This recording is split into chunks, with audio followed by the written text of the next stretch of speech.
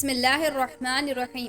السلام علیکم ورحمۃ اللہ وبرکاتہ۔ میرے پیارے پیارے مسلمان بھائیوں اور بہنوں، پچھلی ویڈیو میں ہم نے دیکھا کہ کس طرح مکے کی سرداری اور کعبے کی تولیت بنی اسماعیل کے مختلف قبیلوں سے ہوتے ہوئے قبیلہ قریش کے ہاشم خاندان میں حضرت عبد المطلب کے پاس آئی، اور کیوں مکے کے لوگوں نے ان کو عبد المطلب کے نام سے بلانا شروع کیا۔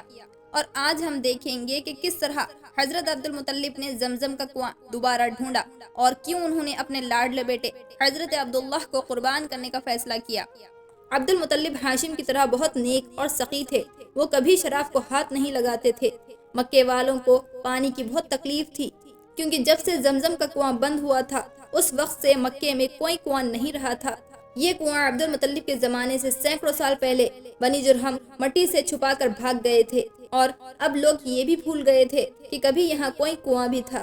ایک رات عبد المطلب نے خواب میں ایک شخص کو دیکھا جو پکار پکار کر ان سے کہہ رہا ہے، زمزم کا کنواں کھود ڈالو۔ عبد المطلب نے اس آدمی سے پوچھا، زمزم کیا ہے؟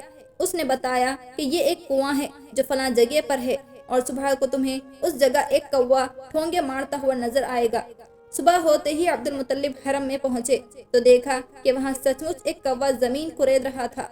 عبد المطلب نے فیصلہ کر لیا کہ وہ یہ کنواں ضرور کھودیں گے، مگر جب انہوں نے قریش سے اس کا ذکر کیا تو وہ خود بھی کھودنے پر تیار نہیں ہوئے اور عبد المطلب کو بھی منع کرنے لگے۔ مگر عبد المطلب فیصلہ کر چکے تھے کہ یہ کنواں ضرور کھودنا ہے۔ اس وقت تک عبد المطلب کا صرف ایک بیٹا تھا جس کا نام حارث تھا۔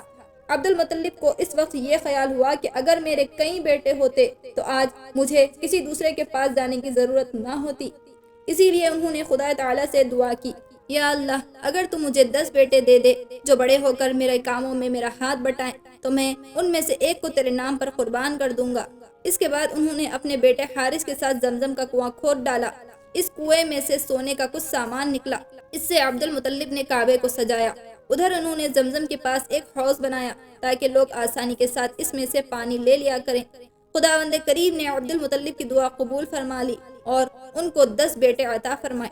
جب سب بیٹے جوان ہو گئے تو عبد المطلب کو اپنی قسم پوری کرنے کا خیال آیا، یعنی ایک بیٹے کو خدا تعالیٰ کے نام پر ذبح کرنے کا۔ عبد المطلب نے قسم پوری کرنے کا فیصلہ کر لیا اور سب بیٹوں کے نام کا قرعہ ڈالا۔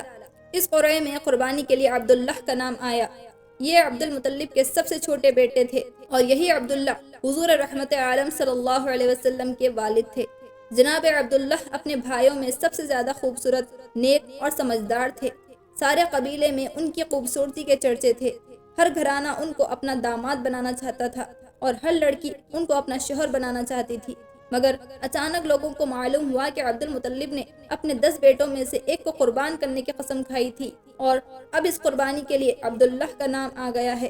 حضرت عبداللہ سے ہر شخص کو محبت تھی اور کوئی نہیں چاہتا تھا کہ وہ اس طرح ذبح کر دیے جائیں، اس لیے لوگ آ کر عبد المطلب کو اس سے روکنے لگے، مگر حضرت عبد المطلب قسم پوری کرنے کا فیصلہ کر چکے تھے۔ آخر عبد المطلب کے پاس ایک رئیس مغیرہ آیا اور اس نے مشورہ دیا کہ تم اپنی قسم پوری کرنے کا کوئی دوسرا طریقہ کسی کاہن یا نجومی سے پوچھو۔ اس زمانے میں یثرب میں ایک بہت مشہور کاہنہ عورت تھی۔ مغیرہ نے عبد المطلب سے اسی کے پاس جانے کے لیے کہا۔ یہ بات عبد المطلب کے سمجھ میں آ گئی اور وہ فوراً اس عورت سے جا کر ملے۔ اس نے ساری بات سن کر کہا، تمہارے یہاں کتنی دیت یعنی جان کی قیمت کا رواج ہے؟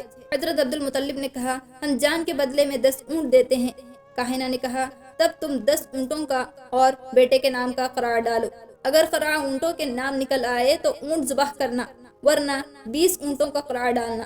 اس طرح جب اونٹوں کے نام کا قرعہ نہ نکلے تو تم ہر مرتبہ قرعہ میں 10 اونٹ بڑھاتے رہنا۔ جب قرعہ اونٹوں پر نکل آئے تو بیٹے کے بدلے وہ سب اونٹ ذبح کر دینا۔